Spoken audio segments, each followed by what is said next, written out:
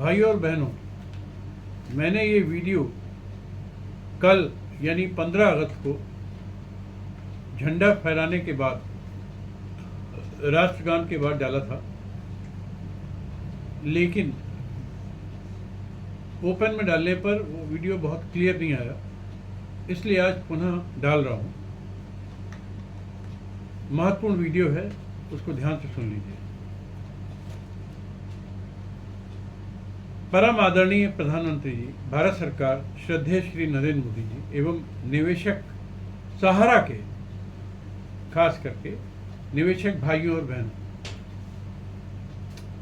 सहारा company एवं सहारा के पीड़ित लुटे हुए एवं एल्केमिस्ट, अनंत निधि, आदर्श, PACL, अन्य सभी डकैत देशद्रोही कंपनियों के पीड़ित लुटे हुए निवेशक भाइयों और बहनों, आज मेरे भारत की 79 स्वतंत्रता दिवस का जन्मोत्सव हम लोग मना रहे हैं। इस अवसर पर मैं अजय टंडन, अधिवक्ता,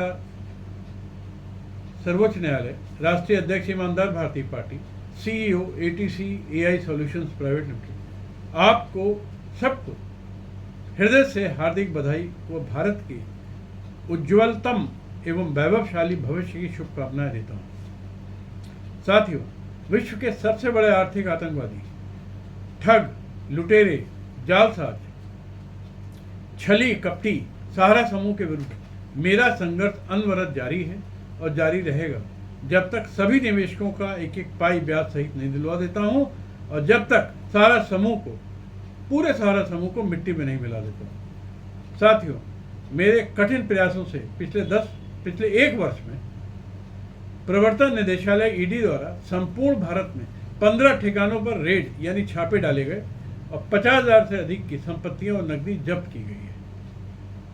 ये मेरी उपलब्धि है अभी तक की। उसके अलावा 5 से अधिक बड़ी FIR दर्ज करा चुका हूं और उस पर कार्रवाई हो रही है। साथियों, आज स्वतंत्रता दिवस के पावन अवसर पर मैंने एक विस्तृत आपराधिक शिकायत, जो कि मुख्यतः गैर कानूनी गतिविधियां निवारण अधिनियम 1967 के आधार पर है, अपने अधिनियम जिसको कि प्रिवेंशन ऑफ मनी लॉन्ड्रिंग यानी PMLA ने, ED ने अपने अधिनियम में प्रावधान में शामिल किया है।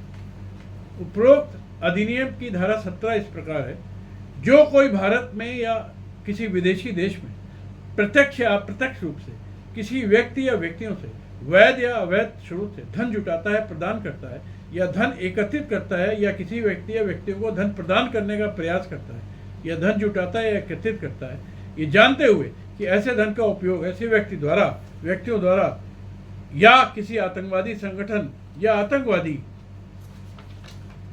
गिरोह या किसी व्यक्तिगत आतंकवादी द्वारा आतंकवादी कृत्य करने के लिए पूर्णतः या आंशिक रूप से किया जा सकता है, भले ही ऐसे धन का उपयोग वास्तव में ऐसे कृत्य के लिए किया गया हो नहीं, वह कारावास से, जिसकी अवधि 5 वर्ष से कम नहीं होगी, परंतु जो आजीवन कारावास तक हो सकता है, दंडनीय होगा और जुर्माने से भी दंडनीय होगा।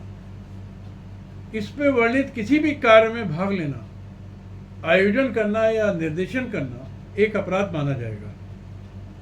साथियों,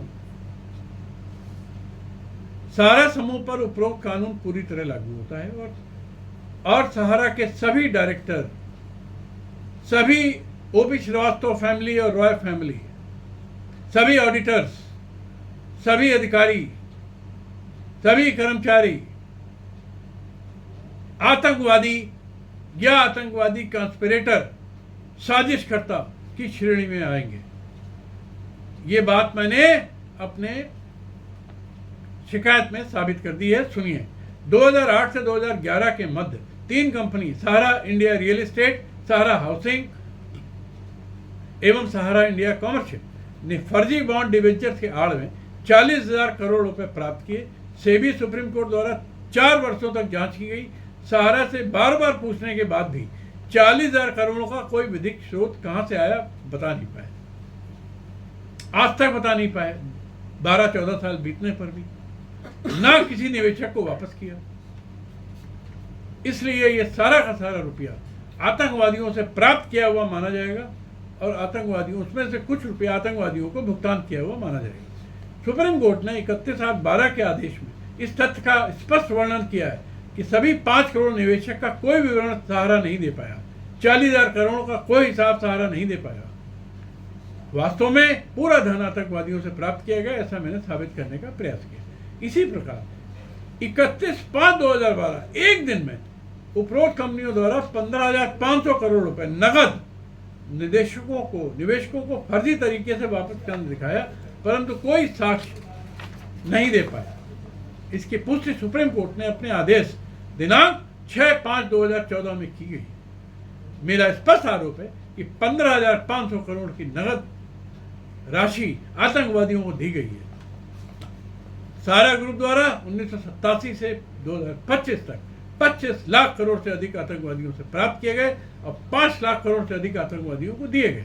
इसका परिणाम 1993 का बम ब्लास्ट, 26/11/2001 का अमेरिका में ट्विन टावर का प्लेन ब्लास्ट और 9/11/2008 को बॉम्बे ताज होटल का बम ब्लास्ट है। मैंने विस्तृत शिकायत सबूतों में America FBI, Bharat NIA, ED, CBI को भेजी है। मैंने OP श्रीवास्तव, स्वप्ना राय, JB राय, सुमंतु राय, सुशांतु राय, हिमांक राय, चांदनी राय, ऋचा राय एवं सारे इनके परिवार के सदस्य, सारे ऑडिटर्स, सारे डायरेक्टर को धारा 17 के अंतर्गत आतंकवादी माना है। वो तत्काल गिरफ्तारी की मांग की है, सभी संपत्तियों के जब्ती करने की मांग की है। मैंने 250 लाख करोड़ का सहारा का फर्जी वित्तीय लेन का ब्यौरा भेजा है, लेन देन का। अब या तो सहारा उपरोक्त आरोपों का जवाब दे या आतंकवादी होने का पदक 15 अगस्त के दिन स्वीकार करे और आजीवन जेल जाए, जो जाना पड़ेगा। साथियों, जब तक आपका एक एक पाई मैं 2% ब्याज के नहीं दिला देता, सहारा को मिट्टी में नहीं मिला देता, चैन से नहीं बैठूंगा।